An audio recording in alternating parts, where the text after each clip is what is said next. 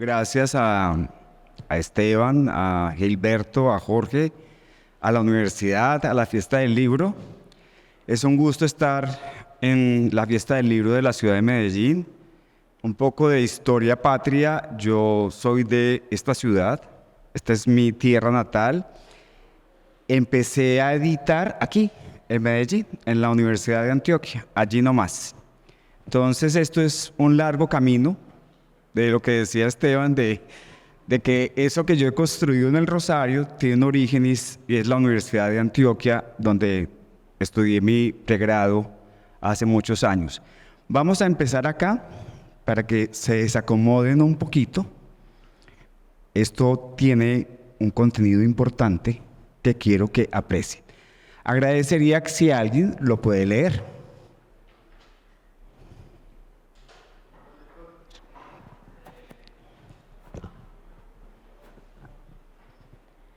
Ninguna fragata. No hay fragata como un libro para llevarnos por esos mundos, ni corceles como una página de encabritada poesía. Esta travesía la puede realizar el más pobre, sin la presión del peaje. Qué frugal es la carroza que transporta al alma humana. Esa es de Emily Dickinson. Este es un poema precioso. ¿Qué tiene detrás de este poema importante? Pues un libro. Esa es la apuesta, un libro.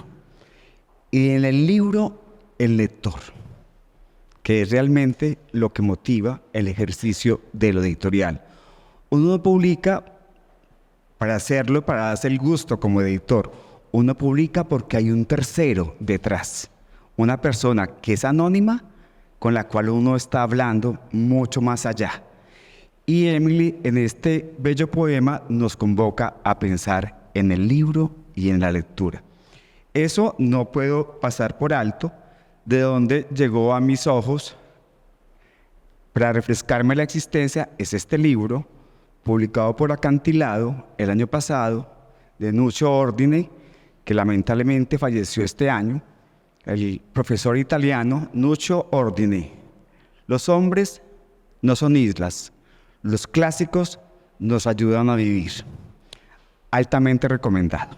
Para aquella persona que quiera ser editora, este es un libro obligado, porque realmente lo vale. Sigamos, por favor. Bueno, un poco de contexto, porque requerimos un poco de contexto. Entre el siglo XV y el siglo XIX, las funciones de un editor estaban mezcladas. ¿Mezcladas en qué figuras? En el impresor y en lo que apareció posteriormente en el siglo XVI, que son los libreros. Los libreros no son los libreros que conocemos. Es un librero que aparece en la industria de lo editorial en el siglo XVI, que empieza a ser el facilitador de la circulación de contenidos. Entonces, aquí hay dos ejemplos. Está el texto publicado por un impresor que es de 1692 en el siglo XVII y un texto publicado por un librero, encargado por el librero porque él sabía que si lo encargaba lo podía vender. Aquí empieza a construirse lo que más tarde conoceremos como el sector editorial. Hay que citar autores para poder refrescar y ahondar sobre esto. Chartier es obligado para entender esto, y Robert Darnton. Esos son clásicos de entender el sector editorial. Entonces, esto es un primer momento de lo que es el sector editorial en el siglo XVI, XVII, XVIII y XIX. Sigamos. Y aquí está el flujo de los cambios. Están los impresores, que son los primeros. A reglón seguido van los libreros, que son los que empiezan a comercializar. Después tenemos el publisher. Esa palabra aparece en el mundo anglosajón. Nosotros no la tenemos. En el mundo latino no existe el publisher. Aparece posteriormente. Ese señor decide invertir, apostarle económicamente para hacer circulación de una obra. Y el editor, que aparece tardíamente para nuestro caso, es quien toma definitivamente la decisión de publicar una obra. Un ejemplo importante. En el siglo XXI lo tenemos con Anne-Marie. Ella decidió apostarle porque ella piensa como editora. Cuando ella hace el recorrido que nos acaba de compartir por los jóvenes autores latinoamericanos, está pensando como editora, está pensando como ese último eslabón, que es el editor, quien decide qué, pero obviamente también tiene alma de publisher, porque hay un negocio detrás, y el negocio requiere un modelo para poder garantizar que éste se dé. Sigamos, y este ya es el editor que todos conocemos, que es el editor que aparece en el siglo XIX. Este, por ejemplo, es un ejemplo inglés. Este es Chapman and Hall, es el que primero publica Dickens, a Charles Dickens, es el que esta editorial tiene como plus, como valor agregado, que ella solita se va hasta mediados de 1930. Existió solita, sin necesidad de otros, pero los vaivenes de los modelos económicos obligan a cambiar. ¿Qué pasó hacia 1930 en el mundo? La Gran Depresión. Eso obliga a que el modelo económico de ellos cambie y se tiene que aliar con un tercero. Pero eso les facilita continuar en su ejercicio por más de 40 años. En el 87 se lo traga una multinacional, una multinacional del mundo académico, Walters and Clovers, que se lo tragó. Y ahora sigue publicando, pero ya con otra multinacional más violenta, que es Thomson, que todos conocemos. Entonces, aquí el ejemplo es que el editor puede estar de largo aliento. No es un proyecto in situ, él tiene permanencia en el tiempo. Y este es un claro ejemplo de ese ejercicio. Pero a mí me gusta que uno se detenga para pensar qué es realmente editar. Y aquí encontramos una muy buena definición. Esta es de Michel Bovell. Pero hay otros. Tiene el mismo Chartier, tiene Robert Darnton, Lynn Hunt en Berkeley, tiene definición. Aquí, ¿qué importa? Que el editor es un intermediario, juega entre un primer eslabón, que es autor, y un final eslabón, que es lector. Y en el trayecto se encuentra con cada uno de los procesos editoriales que tiene que garantizar. Pero aquí lo más importante que está en la cita es la responsabilidad a la que está apostando el editor. El editor es responsable de algo. Entrega contenidos. Los contenidos suscitan formas de pensar, formas de entender la vida, formas de discutir con la existencia. Cuando yo publico, tengo que tener claro a qué le estoy apostando y la responsabilidad que estoy asumiendo. Cuando uno mira el largo ejercicio de la editorial en el mundo, encuentra lo que yo llamo editoriales mugre, que hay muchas, o sea, publican mugre, pero el mugre también es necesario, no es que lo vamos a quitar. Esa le apuesta a eso, la literatura fácil. Usted, para el caso latinoamericano, una novelista de novela rosa, que es clásica, que es Corín Tellado, que ustedes no deben conocer, es bueno leerla. Para el caso anglosajón, Barbara Carlyle, que es otra novela rosa. Hay un editor que hace ese ejercicio. ¿A qué público está abasteciendo ese editor? Ese editor asume una responsabilidad a la hora de entregar. Ahora me vengo más reciente, Editorial Planeta. Espero que no haya nadie de Planeta. Esto, emprendamos, hagamos negocios, seamos mejores personas. Ese tipo de literatura es una responsabilidad social. Aquí está en la cita. Yo garantizo aquello porque estoy pensando. No solamente es consumo, yo estoy construyendo formas de pensar. Eso es lo que yo quiero. Y aquí es cuando aparece la edición académica, para poder hacer un punto de quiebre. Esteban presentaba la edición separada, la independiente, la académica, está así. Me encantaría el mundo en que la edición sea una. y no esté separada. Para mí es la misma. Lo sé porque me ha tocado aprenderlo a golpes. Cuando yo empecé a hacer el ejercicio de editar en la academia, me parecía despreciable, puedo usar la palabra, la literatura infantil y juvenil. Me parecía de poca monta. O sea, me parecía como que, ¿para qué eso?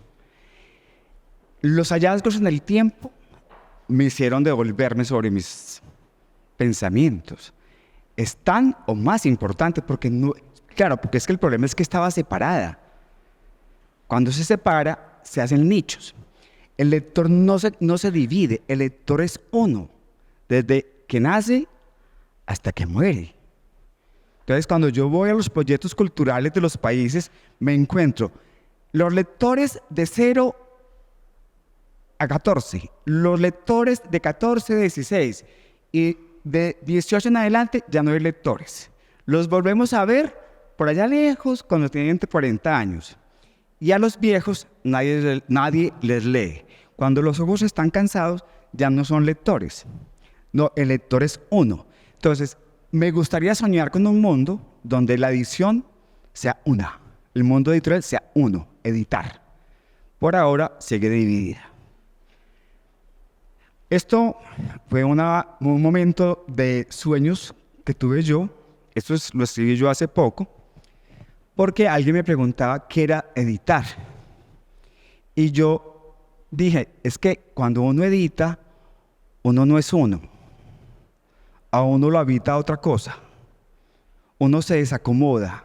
Su cerebro no está en el lugar propio, sino que está en muchos ojos.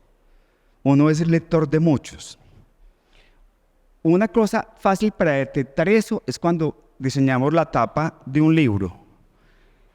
Cuando uno piensa en la tapa, yo siempre digo, piensa en la tapa en la vitrina de una librería. Porque yo no hago tapas para mí, yo hago tapas para otros, para otras. Para que si van caminando, se devuelvan sobre sus pies y volteen su mirada y se encuentren con la tapa. Esa tapa diseñada de esa forma es eso. No son mis ojos, son los ojos del todo. Entonces la figura que yo encontré en ese momento fue real.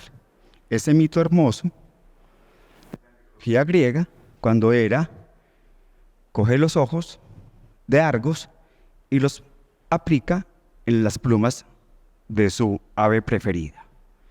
Esos ojos que ven todo son los ojos del editor, porque se está desacomodando de sí mismo para que lo habiten otros, para poder pensar en ese lector que nunca va a conocer, que siempre será anónimo, ese que va a tener el producto en sus manos y que lo va a enfrentar. Aquí me detengo un poco, es como cuando a un autor le dice, no, es que así nos entendemos, así no es el asunto. Si la obra no logra caminar sola, no la va a entender nadie. Entonces, lo que hace el editor es el buen juego con el texto para que sea de muchos. Estaba eso en la mañana, que también estaba en la traducción. Por eso quería intervenir en su momento cuando estaban en las preguntas. Porque es que la traducción sola no es traducción. La traducción es porque tiene alguien que la va a leer. Lo dije esta mañana y lo reitero. Esto es el ejercicio de editar. Pensar en colectivo. Y realmente es de los hallazgos más bonitos de los que nos aventuramos en el ejercicio de editar. Odiamos a los autores, pero también los amamos. Hay autores que uno dice, ay, y otros que dicen, con este puedo trabajar. Ahora metamos un poquito más en el detalle.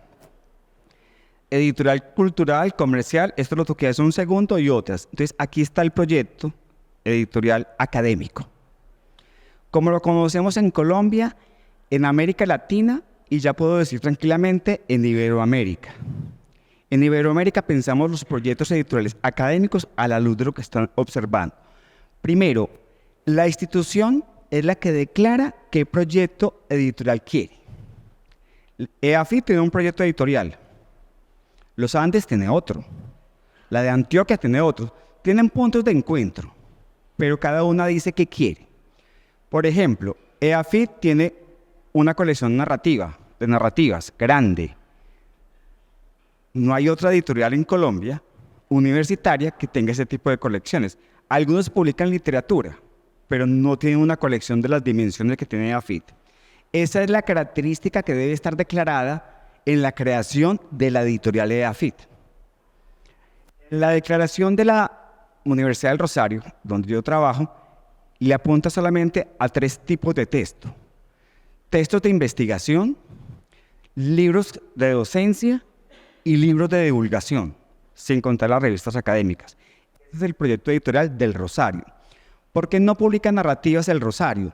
Porque no tiene un programa de pregrado de literatura. Es así de sencillo. Yo no puedo publicar aquello que mi institución no constituye como saber. Entonces, por eso no le apuesta. Pero hay reglas del juego al interior de cada proyecto editorial que son inamovibles en Iberoamérica, que es la declaración de políticas, el reglamento, el comité editorial, la evaluación de originales y el contrato de edición. Me devuelvo un poquitito. Las políticas es el marco de referencia que yo me doy como institución para adelantar mi proyecto editorial. El reglamento es la forma como yo dialogo con mis autores. Estas son las reglas del juego a la hora de publicar con nosotros en la academia. El comité editorial se requiere porque es el filtro natural si la obra es considerada o no. Pero aquí lo clave es la evaluación de originales.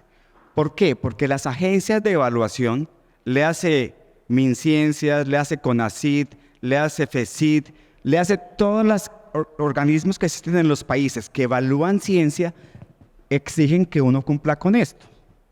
Y el contrato de edición es necesario porque hay una instancia legal que se llama derecho de autor, que no es posible quitar.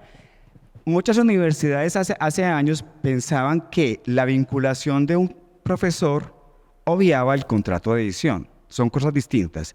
El contrato laboral al contrato de edición no son las mismas cosas. Y esos son los 5 pasos que hay que cumplir a la hora de pensar un proyecto editorial al interior de la universidad.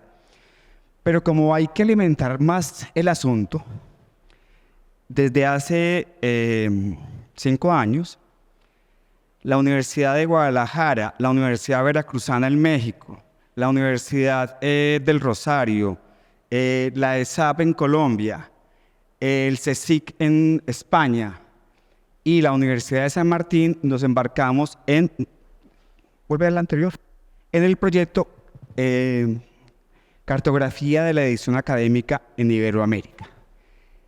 Está de 2013 a 2019 porque los datos provienen de las bases de datos del ICBN que administra el CERLAL. Todavía no tenemos las informaciones de 20 a 22, que será clave para entender cómo fue el comportamiento del sector en la pandemia. Veremos cómo se comporta, todavía no las tenemos. Pero eso que nos permite que hemos podido empezar a definir lo que Iberoamérica considera como editorial académica. Entonces, punto 1, el fondo pertenece a una institución de educación superior o una editorial que está adscrita a un centro de investigación. Tiene un catálogo disponible y al menos tiene una colección especializada con más de 5 títulos. Este consenso al que hemos llegado ya está vía las bases de datos del CERLAL, nuestro filtro, cuando excluimos temas como diccionarios que no entraron en esta calificación de edición académica, y la validación que hemos hecho con los expertos en México, Colombia, Perú, Argentina, España y Brasil. En reuniones que hicimos con todos, hemos llegado a estos acuerdos. Todavía no está cerrado. ¿Cuál es el objetivo de esto? Vamos a publicar en el año 24 el primer listado de editoriales académicas en Iberoamérica, que cumplen con eso, para poder detectar el universo de lo que realmente la academia está editando. Nos interesa Iberoamérica porque estamos empeñados en que el consumo de lo que la universidad pública circule más eficientemente, entendiendo la ciencia como un bien universal.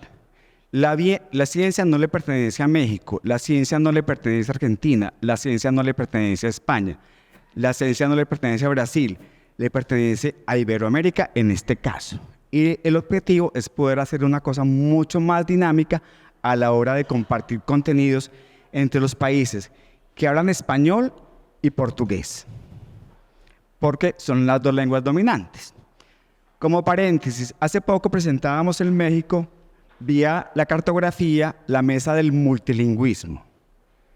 El multilingüismo, nos hemos detectado por los datos que hay muchos libros, por ejemplo, en el caso español es mucho más claro que se publica en catalán, que se publica en euskera, que se publica en gallego y en valenciano, y en castellano, por complementar el panorama. Pero se publica ciencia. Para el caso latinoamericano, no. O sea, uno no encuentra ciencia en náhuatl, uno no no ciencia publicada, pero sí una tesis en quechua, que es la única que está en este momento. Pero cuando usted va a ver el tipo de ciencia que aborda lo que se declara en la edición académica, tiene que ver con cuentos infantiles, rescate de la lengua. O sea, hay un vacío real de la ciencia pensada en lenguas aborígenes en América Latina. Eso lo hemos detectado vía la cartografía, que es uno de los llamados de atención que debemos hacer en su momento. Bueno, aquí voy a hacer el detalle de las políticas. Esto es lo que es el Rosario ahora. Cuando llegamos al Rosario, obviamente no había nada. Hicimos esto. Entonces, hubo que hacer un decreto. Esta es la normativa de la Universidad del Rosario. Son decretos. En muchas universidades están los decretos o hay acuerdos de rectoría. O sea, pero en el caso del Rosario están los decretos. Los ajustes que están viendo en el tiempo tienen que ver con la reglamentación que establece el Ministerio de Ciencia y Tecnología de Colombia, que hay que adecuarse a lo que ellos establecen. Está el reglamento y hay una cosa importante a la hora de pensar lo que se publica. ¿De quién es el libro? Y cómo se declara. ¿Por qué? Porque ayer publicaron otra vez los rankings de las universidades más importantes de América Latina. Eso es eso. Entonces, para eso hay que tener eso en los ojos. Esto es algo que yo siempre digo, esto tendría que estar mucho más en el sector editorial, el acceso abierto. Es un modelo de negocio. En este caso, lo que están viendo es la política del Rosario, no me detengo en ella, porque hay que tener política editorial declarada en la página web, porque hace parte también de la evaluación que hacen las agencias estatales. Pero aquí lo importante es que eso que está ahí, esas cubiertas, esos libros que están ahí, son libros publicados con recursos de la República de Colombia. Y al ser libros con recursos públicos, pues nada más ni nada menos tienen que estar disponibles para el público. Pero yo tengo la discusión con quien provee los recursos para la publicación de estas obras. Sería ideal los dos modelos, el acceso abierto y el modelo de librerías. ¿Por qué? Porque le estoy quitando la posibilidad al libro de que un lector se lo tome en una librería. Yo creo que uno tiene que garantizar que el lector acceda a los contenidos. Yo no los llevo por una vía, yo construyo múltiples vías. Y aquí los procesos editoriales. Eso está muy pequeñito. Aquí está el vínculo. Entonces, aquí, por ejemplo, ¿qué logramos hacer nosotros? La Universidad del Rosario le apostó hace ya 10 años a contar con la norma ISO 9001. Eso facilita la vida. Facilita mucho la vida al editor porque deja de tener la presión de mi obra es para mañana. Ustedes van a tener todos en su vida que va a llegar un autor y va a decir, este libro no será posible que esté para el próximo mes. Pasa así. Entonces uno se queda pues sí, de poder sí, pero que esté editado, no. Entonces, para eso se establecen los procesos editoriales. Entonces, arriba, que son los requisitos, eso viene del reglamento.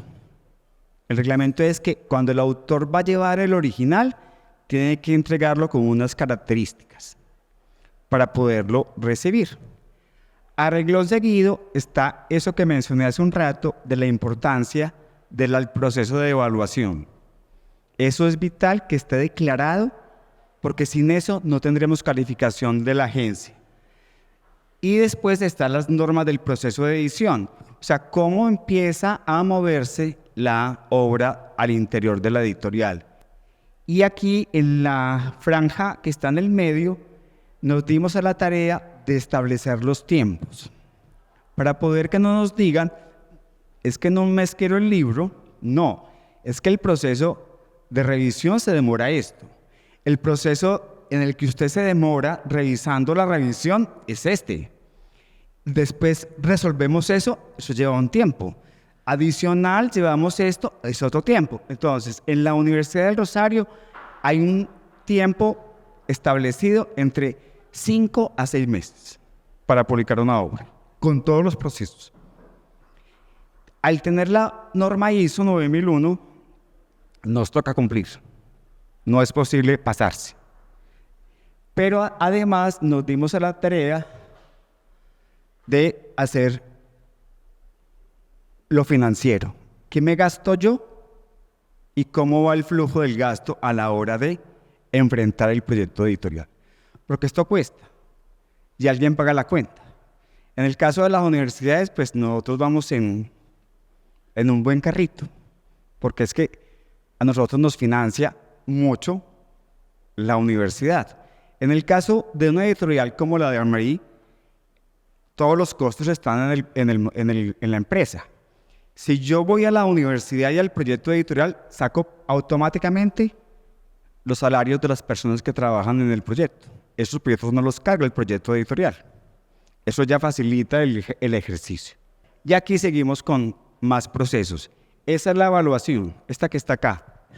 Entonces, ¿aquí qué importa? La persona lee, nos emite un comentario, da recomendaciones, y las evaluaciones, que en el caso del Rosario son anónimas, no las conoce de su origen quien las evalúa, aunque eso tiene algo de mentira, porque es tan estrecho el mundo académico que todos se conocen entre sí. Entonces eso es más una ilusión que una realidad, pero está. Y esto es lo que se le entrega al autor y requiere adecuar. ¿Qué toca que nos envíe el autor nuevamente? El original, donde se pueda evidenciar las intervenciones que hizo después del proceso de evaluación. Porque no es recibirla y nada más, es recibirla y dialogar con la evaluación. Después de recibir ese original, pasamos al proceso de corrección de estilo, que aquí hay un ejemplo, que es en ese Word se interviene por parte de un tercero para adecuarlo al régimen de la lengua. Aquí, por ejemplo, ya empezó a llegar la amenaza de la inteligencia artificial, donde el corrector de estilo podrá ser reemplazado por la máquina. Veremos. Yo todavía digo veremos, porque todavía no lo veo. Pero va a llegar y va a suceder. Eso que están viendo acá lo tiene que aprobar el autor nuevamente. O sea, eso no puede ir solamente a la corrección, sino que la ley establece. ¿Cuál es la ley de autor en Colombia? La ley 23 de 1982. Eso para un editor es clave. ¿Y la ley del libro? Hay ley del libro en Colombia. Armagui decía hace poquito que en Francia existe el precio único. En esa ley que acabo de mencionar del libro, que es del 91, existe el apartado. Revisaremos el modelo de precio único. Llevamos 30 años revisando el modelo único y no ha pasado nada. Entonces, esas leyes son claves a la hora. Por eso la corrección de estilo tiene que ir nuevamente al autor. Y aquí está la maquetación. Uno establece la maqueta del libro, crea la pauta en la que está. Esta es una pauta que es esta colección, por ejemplo. Es esta misma. Esta pauta la establece el editor con su diseñador y obviamente riega el texto y el texto nuevamente va al autor. Me devuelvo los procesos. En esos tiempos está esto. Si yo hago el ejercicio de maquetar, de diagramar, debo contar con que el autor me dé sus vistos buenos. Y aquí está la tapa final, que es la que yo le entrego a el distribuidor y posteriormente el librero. Esta decisión, en el caso de la Universidad del Rosario, es del director editorial. Yo digo que las tapas tienen una definición, eso no es democracia, se llama imperio. Y el emperador es el director editorial, no va a negociación con nadie. Porque vuelvo a los ojos del editor. Si yo tengo demasiados ojos, pero no sería posible que yo le ponga esta cosita. Sí, muy bonita, pero no funciona. Entonces, esto es decisión, a mi modo de ver, del editor. No a consultas. Incluso el equipo editorial. Yo tengo un equipo editorial muy eficiente, que confío mucho en él. Yo hay veces elijo y digo, ¿ustedes cuál elegiría? Pues para que aprendan algo. Siempre escogen la que no es. Y explíqueme para qué. Porque es el mismo argumento. Me gustaría. No, es que me gustaría no es un argumento. O sea, el argumento es la eficiencia de la tapa a la hora de ser vista por un tercero con el cual tú no vas a hablar y tú no le vas a explicar qué tiene el libro por dentro. Que él solito se tiene que defender. Esa es la clave de una decisión de tapa. La pongo porque obviamente ahí está. Una cosa importante que dice impresión es que la impresión va en todos los, a mi modo de ver, en todos los soportes. Qué pena, José Diego, no soy ecoeditor, yo hago papel y hago digital. Hago las dos. ¿Por qué? Porque quien decide eso es el lector. Y ese ejercicio significa democracia, que es una palabra que le falta a la ecoedición, que es democracia. Porque tú no condenas un contenido por esto o por Y. Claro que yo le decía a Esteban, lo que pasa es que los editores universitarios ya inventamos la ecoedición. Llegó tarde el concepto. Nosotros imprimimos 150 ejemplares. Ahí está la señora distribuidora que me regaña porque no le entrego más libros, pero yo imprimo a escala, porque yo no puedo albergar en bodegas inexistentes libros que no puedo guardar. Entonces yo imprimo muy medido, pero siempre van en dos soportes. ¿Por qué en dos soportes en el caso de la edición académica? Por una cosa que se llama la huella digital. Y para poder hacer la medida de cómo me consultan, tengo que garantizar que esté en ambiente digital, que es donde puedo sacar los datos. El impreso no me permite eso. A modo de ejemplo, Estados Unidos tiene tal vez en sus bibliotecas, en la biblioteca de Tulane, en la biblioteca de MIT, en la de Harvard, en la de Benson, en la de Texas, las colecciones más importantes del libro iberoamericano. Pero es monumental la colección que existe de libros de la región en esas 4 universidades. Claro, yo quería saber quién consultaba esos libros. Entonces le pregunté a las personas si era posible tener esa información. No es posible, de los libros impresos, porque hay una ley en Estados Unidos que protege esos datos.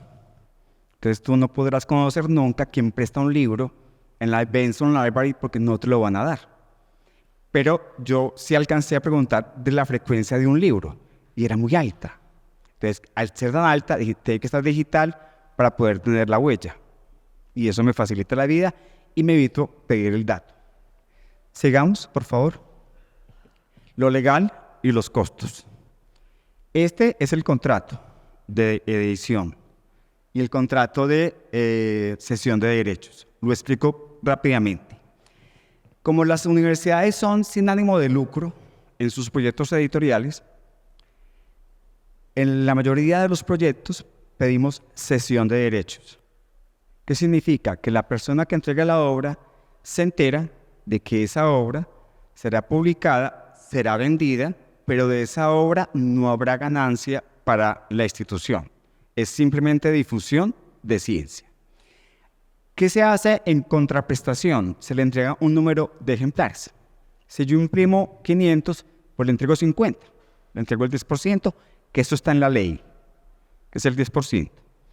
Pero también existe la posibilidad del contrato de edición, que es lo que más se estila en el ámbito comercial, así sea también académico, donde yo firmo y hay unas regalías que yo establezco con la persona que serán pagadas semestralmente y se le considerará. Lo que pasa es que yo siempre explico con un ejemplo por qué en la universidad no hacemos contratos de edición con mucha frecuencia.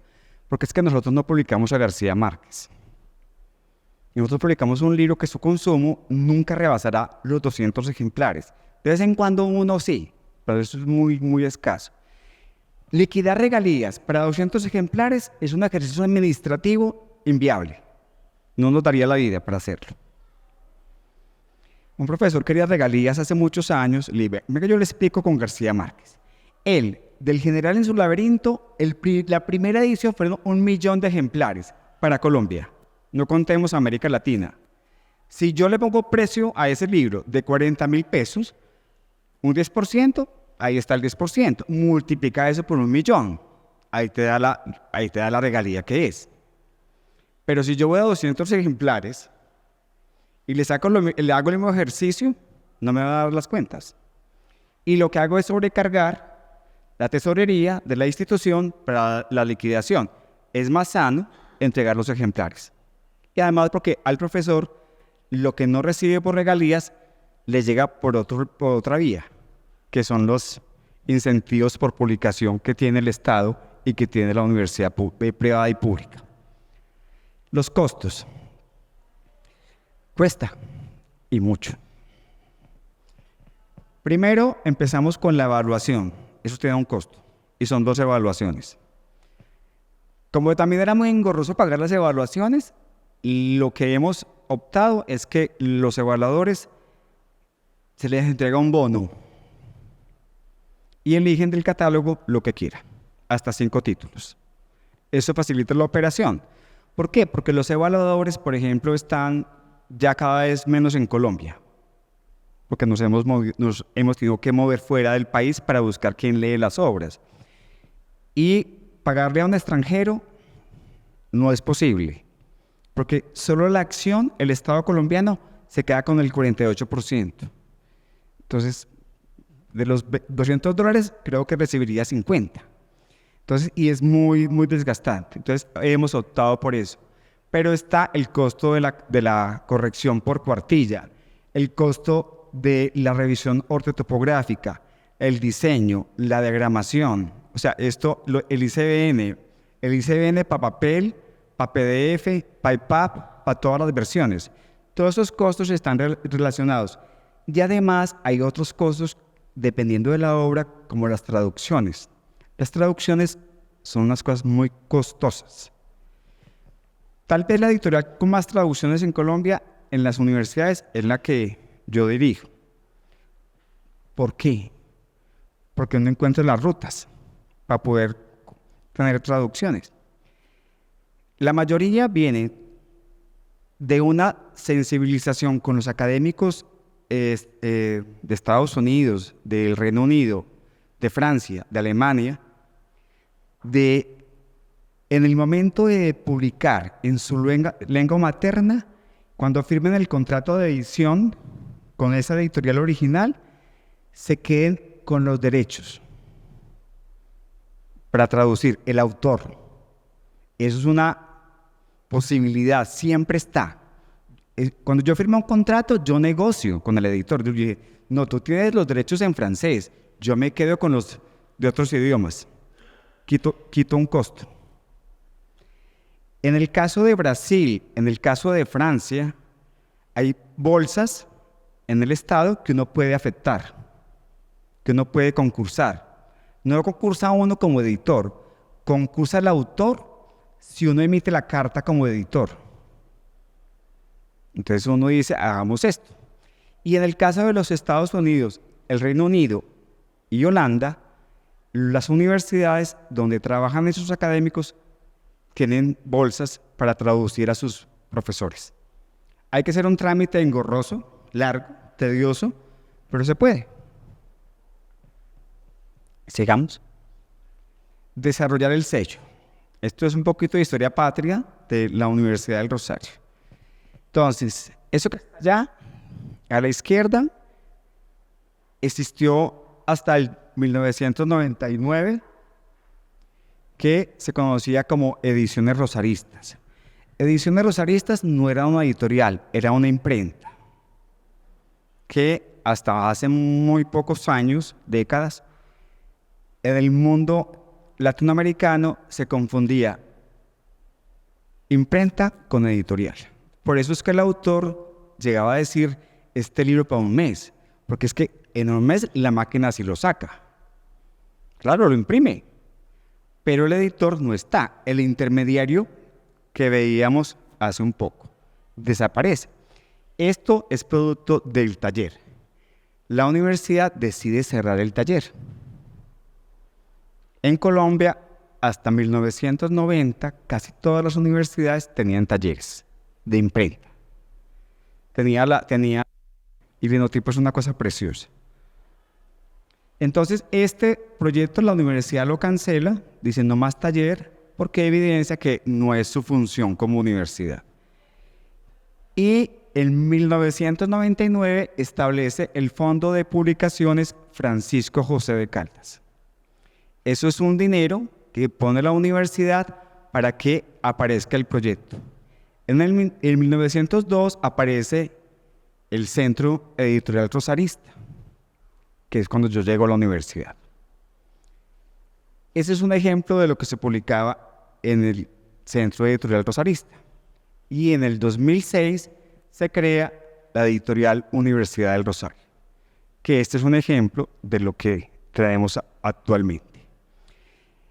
En este momento, ese fondo tiene 1.750 títulos publicados. Es grande. Es grande. Con un inventario muy cuidado y muy sano.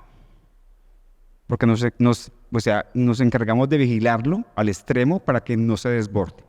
Las universidades, yo siempre digo, es que yo no vendo libros, yo vendo educación. Este es mi juguete. Esta es mi pasión, aquí es donde yo me divierto. Pero yo vendo educación, yo no vendo libros. Porque si fuera por vender libros, ya no trabajaría en la universidad. Porque sería un déficit inmanejable. Entonces, yo vendo educación y yo vendo prestigio institucional. Y la apuesta es esa. ¿En qué está el fondo y el desarrollo del fondo editorial? Me devuelvo a lo anterior. Declarar la existencia del proyecto, las políticas, el reglamento y la transparencia en la declaración de los procesos. Si yo tengo eso, tengo esto.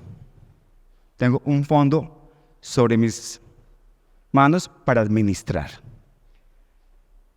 ¿Publicamos en qué? En Derecho, que por muchos años fue la joya de la corona. Ya la joya de la corona no es el derecho. No, ya no lo es y no me pasa solamente a mí en el Rosario, sino que le pasa a todas las universidades que tienen derecho y que sus libros se vendían bien.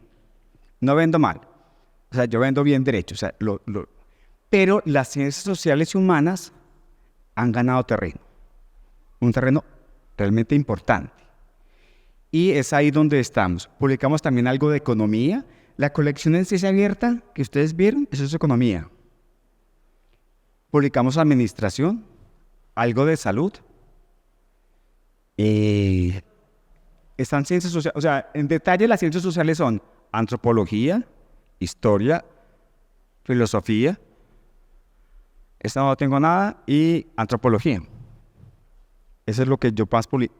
Mi fondo más sobresaliente, y lo dicen varios de mis colegas, es que yo le aposté a publicar mucho historia. Historia de Colombia, escrita por colombianos, e historia de Colombia, escrita por extranjeros. Lo que se llama como colombianistas. Pero no solamente hay historia, o sea, los datos hablan de que es varios frentes los que publicamos. Sigamos, por favor. Bueno, cuando Esteban me invitaba a hablar del catálogo, el catálogo parte de lo que existe en las unidades, o sea, los saberes que administra la universidad. A eso hay que desarrollarle colecciones. Ahorita decía doña Emilia historia, sí, hay una ruta de historia, claro, pero también está la antropología, pero yo ya no divido el fondo. Yo lo dejo todo en un paraguas, ciencias sociales humanas. ¿De dónde aprendí eso? De los anglosajones. Cuando yo recorría las ferias, porque viajamos, mi querido José Diego, para que la huella de carbono quede bien hecha.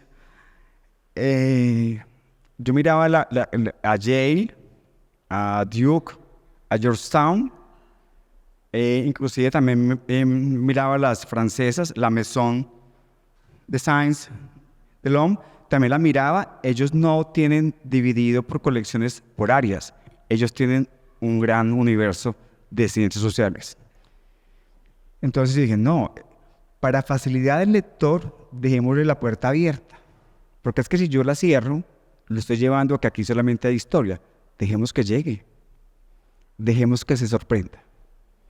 Entonces apostamos a crear eso que están viendo. Aquí está, por ejemplo, dos ejemplos de catálogos arriba, que está el catálogo general, el de las coediciones, que enseguida les explico por qué me importan tanto las coediciones. Y aquí está uno de ciencias, ese es el de humanas, creo. No, ese es el de conflicto, es de conciliación, este. Y aquí están todas las áreas, humanas, salud, son los catálogos temáticos. ¿Para qué catálogos temáticos? Para facilitar la consulta de la gente que quiere ver lo que publicamos. Eso está en la página web por si la quieren consultar. Y eso está en el desarrollo de las colecciones. El sentido de oportunidad. Ahí retomo algo de lo que decía Marie hace un rato. Cuando ella siente que el libro tiene oportunidad, se encuentra uno con golpes, porque uno piensa que sí y resulta que no. El sentido de oportunidad es que cuando uno decide publicar es porque la obra, uno le ve la apuesta, le ve sentido. Uno se puso los ojos del lector y cree que la obra va a circular. Hay veces que no, yo creo que sí es clave a la hora de uno le apuesta a que eso recorra.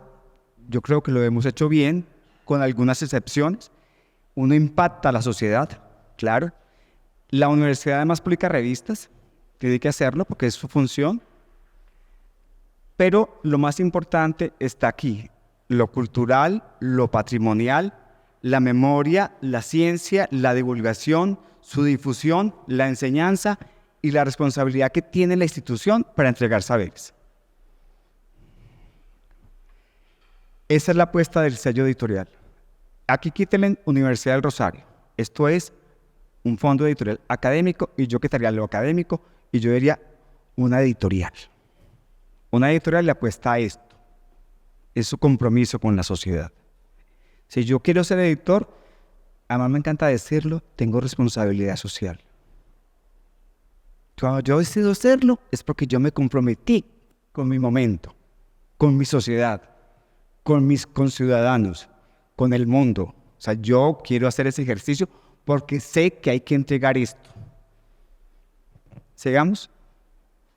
Y este es en resumen la editorial de la Universidad del Rosario. Rápidamente, ese es el aproximado de lo que produce la universidad al año, 85 libros. Eso lo ubica en la 5ª posición.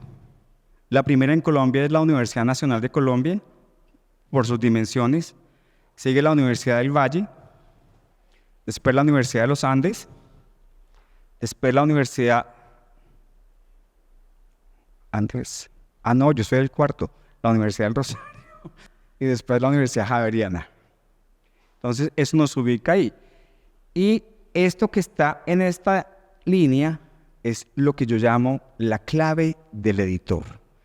Editar, todos esos procesos que estaba describiendo son muy importantes, pero si yo no muestro lo que hago, no hice la mitad del trabajo.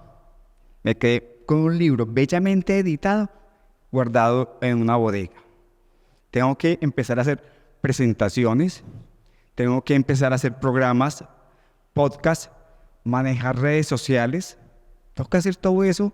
Afortunadamente tengo un buen equipo que hace ese ejercicio, porque yo no lo haría, o sea, me aburriría mucho, pero sé que hay que hacerlo porque si no lo hago, no se va a ver lo que yo hice. Y aquí están las revistas. No me detengo mucho en ellas porque, pues, obviamente creo que no es el objetivo de todo es un pedacito del sello. Se cuida mucho eso, porque le pega mucho a los indicadores institucionales. Y la universidad, por ejemplo, que tiene esas 10 revistas, ya cerró la puerta. Ya no abre ninguna revista más. Sí abrió 2 adicionales, que son de divulgación, que es una de ciencia y otra de divulgación de lo que hacen los estudiantes. Sigamos porque si no, no va a alcanzar a llegar a donde quiero llegar. Listo. Esto es enseñar lo que hacemos. Eso es aquí ya más grande. Esto, por ejemplo, es lo que hicimos en Filbo. Cuando yo miré lo que hicimos en Filbo, yo decía, wow. O sea, cuando yo sumo la gente que asistió a los eventos que programó la universidad, me daba más de 1.200 personas en los días de Filbo. O sea, eso es un tráfico muy alto de personas interesadas en lo que hacemos. Pero adicional, le hacemos énfasis a todas las colecciones, a todos los catálogos. Aquí está Derecho, Humanas, y hacemos lo mismo a lo largo del año. Si no mostramos lo que hacemos, se nos quedó la mitad del trabajo sin hacer. O sea, un editor no publica, sino publica y difunde. Publica y divulga para que cumpla con su objetivo.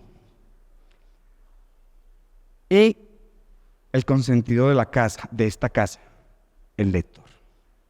Yo trabajo y soy editor porque alguien va a leer. Es lo que me motiva a mí en la vida. Esto de Certeau, que es de mis preferidos.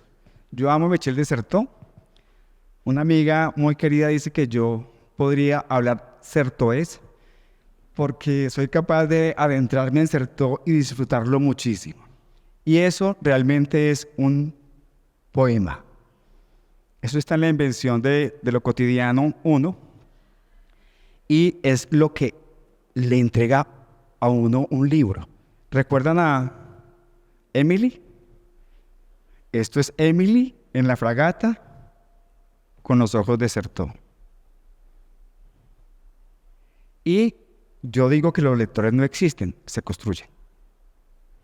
Un lector no existe, yo construyo el lector. La lectura es un derecho. Por eso me gusta pensar que la lectura es un bien de la vida humana y no de pedacitos de la vida. Y el leer nos hace libres. Este datico rapidito. Bueno, eso que acabo de decir, de que hay que mostrar lo que se hace, sigamos por favor. Esto ya es empezar a ver en detalle cómo se mueve. Para eso son los libros digitales, para poder tener esto. Ver cómo se comporta un libro que yo edité. Esto es vía los datos del distribuidor de Siglo, que me llegan a mí del consumo. Estos son ventas. Esto es venta. Esto no es quién consultó el libro. Esto es un libro que se vendió. Entonces a mí me llega esto y yo vuelvo esto información. Entonces voy a El cobarde no hace historia. El cobarde no hace historia es un libro publicado por Joan Rapaport, que es una profesora de Georgetown University en Estados Unidos. El libro está publicado por Duke University en inglés, pero particularmente este libro, en español, donde más se ha consumido es en Estados Unidos. La pregunta es ¿por qué? Muy sencilla, porque los interesados en el tema son colombianistas o son colombianos. O sea, su lengua materna es el español. Lo tienen en inglés seguramente. Es mejor leerlo en español. Pero voy a otro lado. Por ejemplo, Ríos que cantan, árboles que lloran. Ese libro, que es muy bueno, donde menos circula es en Colombia y donde más circula es en México. ¿Por qué circula en México? Porque me invitaron a un programa, yo lo digo tranquilamente y sé qué es eso, y me preguntaron que yo qué recomendaba del fondo y yo recomendé ese libro. Y ahí está. Entonces, esos son enseñar lo que hacemos. Entonces, esos datos hay que tenerlos para poder saber cómo estamos dialogando con el mundo. Y en ciencia es más que necesario. Esos son los monográficos. Y aquí están los colectivos. ¿Por qué? Porque no se comportan igual. El monográfico es un autor. Aquí son libros colectivos, son varios autores. Entonces, ahí se comporta diferente. Por ejemplo, El hambre de los otros, Ciencias y Políticas, los autores son de Iberoamérica. Cuando usted mira los países, encuentra Argentina, Brasil, Colombia, Dinamarca, España, Estados Unidos, Francia, Israel, México, Países Bajos. En todos esos países ha circulado este libro de forma eficiente por el perfil de los autores que participan en la obra colectiva. Entonces, estas son las apuestas que hay que revisar para cumplir con eso que dije hace un momento, de que hay que enseñar lo que hacemos. Porque si no lo enseñamos, no estamos cumpliendo con la mitad del oficio. Sigamos, por favor. Aquí está por unidades vendidas, está por países y los canales por los cuales sale. Está por librerías, por agregadores. Ahí hay libro papel y libro digital. Aquí ya está mezclado. Cuando dice librerías, es una librería que compró el físico. Cuando está JSTOR, es un libro digital, que también hay que hacer. Y avancemos a la otra, que es MAG. Y aquí está, voy rápido para poder llegar a lo que quiero llegar antes de... Están todas las formas de comercialización que a mí me gusta jugar. Eso ya está montado en un Power BI y lo estamos alimentando permanentemente. Cada vez que el distribuidor nos envía la información, alimentamos el Power BI para ver cómo se comporta. Estas son del 22. Me falta hacer las del primer semestre del 23. Sigamos. Esas son las colectivas. Estas son las obras indexadas. Indexadas significa que están reconocidas por agencias de evaluación. Entonces ahí está. Obviamente que el más reconocido es Estados Unidos, pero Brasil se viene siguiendo la pista de lo que publicamos en la editorial de la Universidad del Rosario. Sigamos. Este es lo que está a través de bibliotecas, que esta información era la que comentaba que no me daban, pero yo con la huella sí puedo tener esto. Entonces ahí está, y ahí están las bibliotecas que están informando de las obras que tenemos. Y aquí están los autores, porque a mí me importan los autores. ¿Por qué? Porque la forma de compartir son las redes propias de cada autor. Entonces, cuando yo voy a buscar a Joan Rapa, porque es la azul que está acá, ahí está el mapita y las relaciones que tiene ella. Pero arriba está Sven Schouter, que dialoga muy bien con Alemania y con Colombia. Y Adrián Alzate, que está acá, dialoga muy bien con España, con Argentina y con Colombia. Sigamos. Listo, ya estoy terminando. Y aquí estamos con una parecida a lo que había al inicio. ¿Quién quiere leerlo, por favor? Leyendo por placer un libro un día, supimos del amor de Lanzarote. Estábamos a solas y sin cuita. La lectura juntó nuestras miradas, muchas veces, y nos ruborizamos, pero todo ocurrió por un pasaje. Cuando supimos que tan noble amante besó el sonriente y deseado rostro, este, que nunca abandonó mi lado, estremecido besó en la boca. Libro y autor hicieron de Galeotto. Ya no leímos más en todo el día. Leer un libro puede cambiar la vida. Eso es Dante Alighieri. O sea, la preocupación del libro y lectura es larga. Y está en este libro mismo de Nusho Orben. Es un libro que, insisto, hay que leer. Aquí la relación se estrecha. Sigamos con la última, por favor. Esta mañana estábamos en la cosa cuando estábamos hablando, y ustedes, Jorge, hablaba de la literatura. Y yo me encontré hace poco este fragmento, y alguien más que lo quiera leer, porque vale la pena leérselo con calma. Yo después voy a explicar por qué quiero que lo lea. Alguien que lo quiera leer. Dale. Un poeta puede plasmar una grandiosa encarnación de un mito, pero es la masa de la humanidad la que sabe que el mito es una verdad espiritual, y esa es la razón de que se aprecie tanto el poema. Voy a volverme a un pequeño examen, un pequeño quiz. ¿En qué parte está el editor en este fragmento? Hay un editor.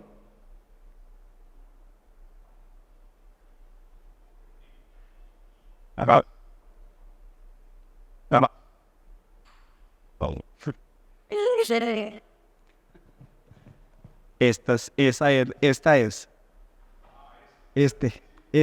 es el editor. ¿Por qué? Porque ¿dónde está el autor? No. Está arriba. El poeta es el autor. Si yo voy a buscar exactamente, el editor está ahí. ¿Sí o no? ¿Y dónde está el lector? Lo dijeron hace un ratico. En la masa. O sea, ahí está, ahí hay una cadena de lo editorial. Hay un editor, hay un autor y hay un lector. Y lo más importante del fragmento es que para que exista el autor y el lector, necesitamos al lector. Si no, no hay. O sea, porque está el libro y el autor, necesitamos ese señor, esa masa. Sin esa masa es quien lee. Por eso el lector es tan importante. Sin lectores no hay libros. No existen los libros. Son objetos. Los lectores vivifican los libros, le dan sentido a los libros. ¿Ya?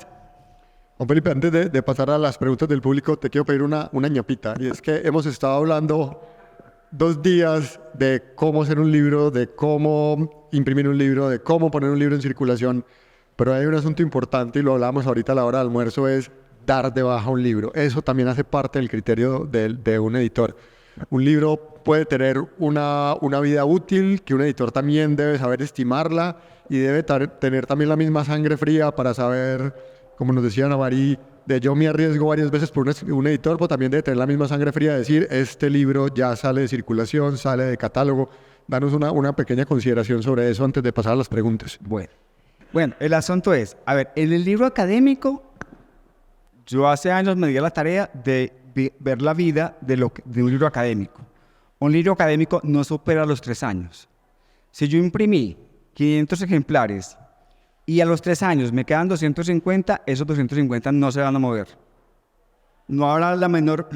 Le puedes hacer ferias, le puedes hacer lo que quieras y no va a moverse. Si mucho bajará a 240 o con la posibilidad de que llegue a 260 porque alguien lo va a devolver. Entonces, eso es un riesgo que no hay que correr. Entonces, el libro académico hay que manejarlo con mucho criterio y a escala del número de ejemplares. Las bodegas, que son un dolor de cabeza para todos los editores, ¿cómo administrarlas?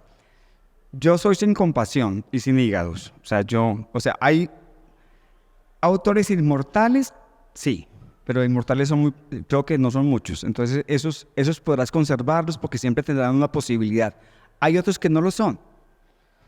El caso muy triste de Belio Rosero es uno de ellos. O sea, ¿yo qué hago con la producción de un libro que no va a circular? Tengo que hacer algo. Entonces, hay que darle trámite porque no puedes tener, porque eso contablemente sigue apareciendo en tus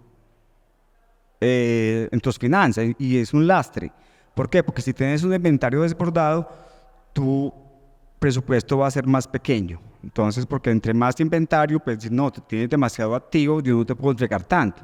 Entonces, yo siempre aconsejo, si yo tengo un proyecto editorial que inició en el 2000, por poner un ejemplo, y me vengo hasta el 20, yo hago el rastreo de cómo está por año la publicación de libros.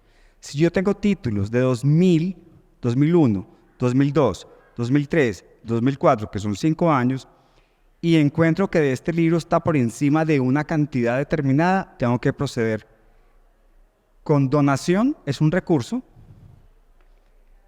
o pues más descarnado, la guillotina, o sea, pique el libro. ¿Por qué? Porque liberas y le das posibilidades a libros nuevos. Porque si conservas el inventario, estás negando la posibilidad de nuevas publicaciones. Entonces yo creo que uno tiene que hacer, adicional al proyecto editorial, hacer un proyecto de administración de inventarios. Alguna vez nos sentaremos y les contaremos a todos cómo yo tengo un borrador de proyecto de inventario que tengo trabajando a mi gente hace algunos años y creo que lo venimos haciendo bien. O sea, cada vez tenemos menos años hacia atrás. Por ejemplo, con los inventarios por fuera de Colombia, que se manejan con el distribuidor, también tenemos que hacer políticas similares, porque no puedo mandar libros a Argentina y devolverlos a Colombia porque sería muy costoso. Entonces, cuando están en Argentina no circular, ¿qué hacemos? Tenemos que preguntarnos eso y resolverlo. Pero sin miedo. Yo creo que uno cuando es editor va sin miedo. O sea, va sin miedo y como le decía al almuerzo a Jorge, es que yo, o a ti, no me acuerdo, no estoy aquí para hacerte feliz. Yo estoy aquí para hacerte sufrir. O sea, ese no es mi trabajo. Mi trabajo es dialogar contigo para lograr buenas cosas. Bien. ¿Preguntas para Juan Felipe? Juan, tú con mucha razón dices que tú y la universidad no vende libros, sino que vende educación y conocimiento y pensamiento. Y que hay que controlar los inventarios y que por eso hay inventarios, digamos que hay que pensar en los inventarios muy reducidos incluso para una novedad. Y hablas de 200 ejemplares. La pregunta, y para que quede claro para el público, es el precio que se pone al libro no tiene nada que ver con la recuperación de la inversión. Eso es clarísimo porque hay otro objetivo. Pero entonces la pregunta es, ¿con qué criterio se pone el precio si ese no es el motivo? Perfecto. Gracias, Emilia. Mira, vieron la tabla de costos, ¿cierto? O sea, los libros se hacen los costos y se pone lo que vale. Cuando yo tengo el precio total, obviamente se establece el precio de venta al público. Cuando yo veo el precio real de venta al público, suelto una carcajada, porque eso no va a pasar. Eso no lo va a comprar nadie. Entonces, hacemos estudio de mercado. Entonces nos compramos con otras universidades en Colombia, en México y en Perú. Y sobre eso, de temas similares y características similares, establecemos un precio promedio para poder garantizar que el libro sea competitivo. ¿Por qué? Porque si yo saco un libro de historia, por ejemplo, de 250 páginas, y la Javeriana tiene otro, y la Javeriana lo pone a 30.000 pesos, yo no puedo sacar el libro a 70, porque me quedo... Tengo que competir con el mercado. Entonces ahí me toca ponerme la camiseta, irme donde los directivos a buscar más recursos para que me subsidien un poco más lo que estoy produciendo. Tengo que contar con un subsidio, porque el valor agregado del proyecto está en el prestigio. Ese es el valor real del proyecto editorial, lo que significa como marca para la institución. En esa misma línea, bueno, después hablamos de la masa No, podemos discutir. No. Pero no, realmente la pregunta es, estamos teniendo algunos problemas y hace parte de una crisis, bueno, la palabra crisis puede sonar un poquito exagerada, pero estamos cambiando algunos valores y moviéndonos sobre unos paradigmas sobre cómo vamos a medir el prestigio. Entonces, ¿qué estrategias vamos a desarrollar para medir prestigio cuando, por ejemplo, las revistas indexadas ya no son la fuente principal de prestigio, o cuando las universidades deciden que Colciencias no necesariamente está generando los mejores índices de prestigio? ¿Qué estrategias, qué opciones tenemos para poder mostrar que en efecto estamos construyendo prestigio? Perfecto. Si quería que tocaste otra vez el prestigio, porque yo lo uso mucho porque me eduqué con el prestigio. En España se canceló el término. Ya no se puede usar prestigio en las instituciones de educación superior. Nos volvemos un segundito, por favor, a una de las... y le respondo a Jorge más fácil. ¿Otra? Yo te paro ahí, en la otra. La otra, ahí. Estos indicadores, Jorge, ahí está. Cuando yo puedo establecerle a la universidad, ahora porque ya me di el gusto, con el rector a bordo, con todo el comité directivo, mostrándole esto. Esto es lo que de la universidad circula por fuera. Eso se llama universidad internacionalizada. No solamente es los profesores que van, ni los que vienen, y los contenidos también viajan. Y eso es un plus que no está medido por ninguno de nosotros. Eso es como lo que uno tiene que mostrar. O sea, ¿cómo estoy dialogando yo con el mundo? Una cosa que estamos en mora de hacer es que, por ejemplo, las bibliotecas universitarias colombianas tienen la más baja adquisición de libros publicados por las universidades del país. Eso es una vergüenza si yo muestro esto. O sea, porque tú no puedes pensar en un país con una academia como la nuestra y que no la consumamos nosotros mismos. O los profesores que publican, también me pongo en el detalle, con el sello, yo voy a la clase del profesor y ni siquiera lo veo citado él mismo. ¿De verdad usted publica y no se cita? ¿Usted no quiere que sus estudiantes lo lean para que puedan dialogar con usted y hacer una discusión mayor sobre su propuesta académica? Tiene que lograrse eso. Entonces, estas son las rutas que uno puede construir. Y algo que también se puede mostrar, que también eso también lo hago y me gusta hacerlo, es cuando me siento con los datos de la feria. Mi gran salida a la vida social es la Feria del Libro de Bogotá. Y es la que más números me da. Entonces yo después los vuelvo información y le muestro a la universidad, mire, esto es una universidad afuera. Esta es una sede alterna de la universidad una vez al año. Juan, gracias otra vez por compartirnos tu conocimiento. Mi pregunta es, ¿los proyectos institucionales de la universidad, como folletos, cartillas donde promocionan los programas o cartillas que surgen de resultados de investigación, deberían estar acompañados por la editorial? Las cartillas, sí. Lo demás, no. ¿Por qué? Porque se pierde el norte del... A ver, hay una cosa que anotaba al inicio, que es la declaración del proyecto. La editorial no es una oficina de comunicaciones, es una editorial. Entonces, la cartilla sí, porque viene de la investigación, es una publicación y va a tener ICBN o lo que tenga, ¿vale? Pero la documentación... Yo soy el crítico mayor de los brochures y esas cosas que hacen que nada más feo ni más mal hecho. Espero que no vea. Qué pena, yo hablo así. Porque pero pueden llamar a un editor. O sea, ellos pueden constituir un comité editorial. Y si lo invitan a uno va. Claro. Pero no pueden pasar porque entonces desbordarías la capacidad instalada en la editorial. Y perderías lo importante. Gracias, Juan. Y para esas cartillas de resultado de investigación debería crearse una colección específica. La colección cartillas. A ver, la cartilla es menospreciada. Muy menospreciada. La calificación que le dan en ciencias es nada, 0.1. Lo sé porque lo tengo aquí en los ojos. Pero es tal vez uno de los productos más difíciles de hacer, porque la capacidad de síntesis es muy compleja y en la academia mucho más. Debe estar la colección de cartillas por cada uno de los saberes, claro. ¿Por qué? Porque además el usuario de la cartilla es una población más amplia, porque está pensada para un público mayor. Y ahí es donde hay que construir el bien y empezar a hacer el diálogo al interior de la institución para que tenga el reconocimiento debido. Si yo hago una cartilla para cuidar una cuenca hídrica que la va a consumir todo Colombia y la gente que va a acceder no es la gente con más nivel de formación en la educación establecida, estoy afectando realmente a la sociedad, estoy cumpliendo con mi responsabilidad social. Claro que sí. Entonces, ese diálogo tiene que darse en su momento y yo creo que hay una colección de cartillas yo soy bastante renuente a publicar cartillas, pero las publico. Eso sí, cartilla que se publique cumple con todos los procesos.